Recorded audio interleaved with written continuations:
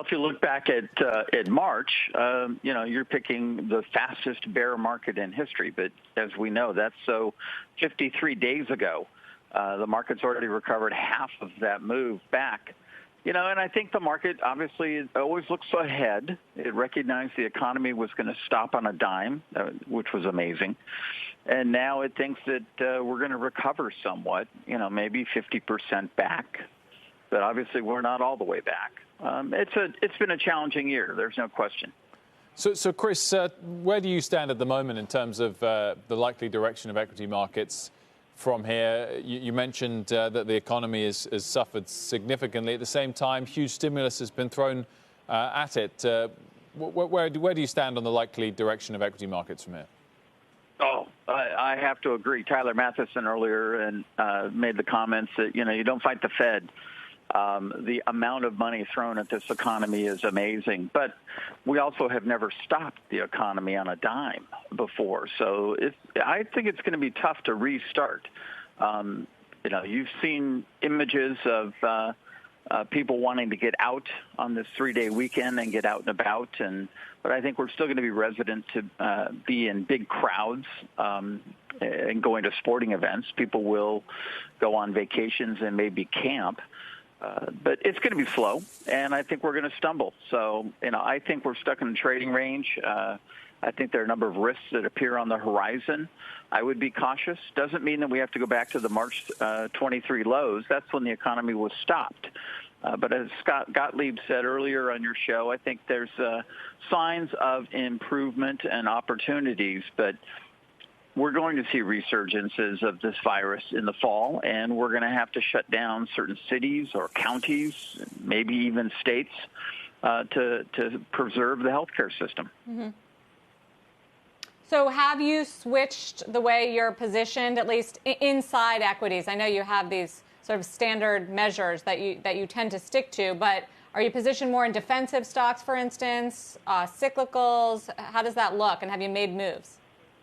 Well, Sarah, if you think of us like a giant 401k plan for a 33-year-old school teacher, very long-term horizon, we're going to be tilted toward equities. In our case, we're going to own the entire market. We're a little underweight in our asset allocation. That's what we really focus in on, is the mix between stocks, bonds, and other investments. We have been tilting toward defensive to low volatility stocks. I think now we're in a period where obviously it's the stay-at-home stocks have been making all the moves. You put on a graphic that the NASDAQ is close to its previous highs. But you're starting to see the rotation this week where people see some bargains in other stocks and smaller stocks. But we still have a lot of pain. I mean, companies are really hurt by this shutdown and have to still finance through this time period and absorb these losses in revenue. We're going to see horrible reports still as we get into the next quarterly earnings. We're halfway through this quarter. GDP is contracted dramatically. But with the stimulus, it will rebound slowly. I think we're a long way away from getting back to where we were. We're not going to return to the February highs. There are just too many risks on the horizon. Chris, yield, of course, is hard to find at the moment, and I'm sure so many of your clients are searching for some steady income. There's been a lot of debate about the banks and whether they should cut their dividends. Do you think when that debate is had, not enough weight is given to the interests of retirees who need dividends for income? Well, yeah, I mean, come on. The 10-year bond is at 0.66%. We're back at zero interest rates, and the Fed has said we're going to be at zero interest rates for quite some time. So yield's going to be hard to find anywhere. And I think, that environment will favor the banks long term, but there are going to be some losses to take from the companies that we talk to. You're not seeing tremendous losses yet in the mortgage area or in the credit card area. People are making those payments. But there will be some pain nonetheless. Small businesses, we're starting to hear about a few anecdotally that are going out of business, shuttering their doors for good. Restaurants that will not be able to turn a profit at 50% capacity and aren't going to be able to hire many staff back. So I think this is a longer term. It's a health crisis. We're not out of the health crisis yet. So this is going to be a longer-term problem that will drag on through the summer, and as we've heard by many people, resurge in the fall.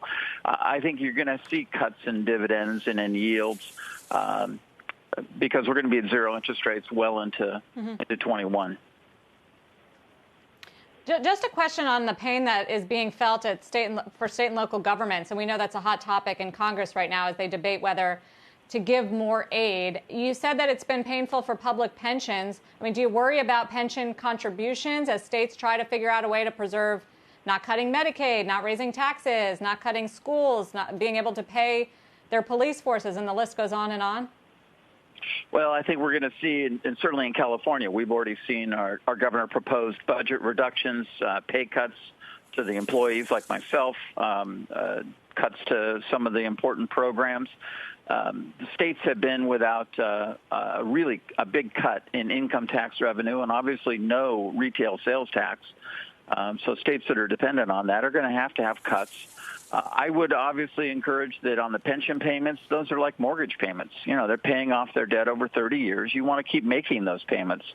And we're seeing states that are not raising rates. That's certainly understandable because they can't afford it right now. But they certainly shouldn't do a contribution holiday. I mean, if you don't pay your mortgage for a year, the bank can foreclose. But also look what happens to your accrued interest. It will go up dramatically. I think we're going to see states, as California did, rightly so, slow down, not raise rates. We're on a schedule to be fully funded over the next roughly 30 years, and I think we'll still get there. The average state fund, Sarah, is around 68% funded. That's according to Cliffwater, which is going to bring out a paper next week. That's not great. We'd like to be more close to 80 to 100% funded. This has been a tough decade. It's actually, frankly, been a tough 20 years. This is now the third severe recession we've had in the last 20 years that have been historic global recessions. It's tough to make a consistent return across that time period. But with this much federal stimulus, as you know, on the other side, stocks don't look cheap today, but it does portend for good investment opportunities over the next, say, 5 years. Chris Ailman, thanks for joining us. Always a pleasure.